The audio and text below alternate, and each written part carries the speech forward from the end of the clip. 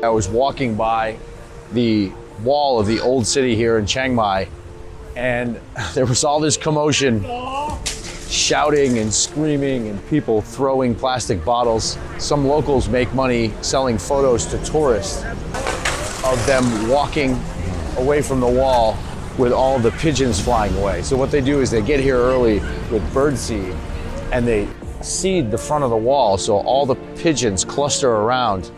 They put the tourists in place, and right on cue, someone will yell, clap, or slide a water bottle on a stick right through the cluster of pigeons so that they all scatter through the frame for the perfect pigeon photo.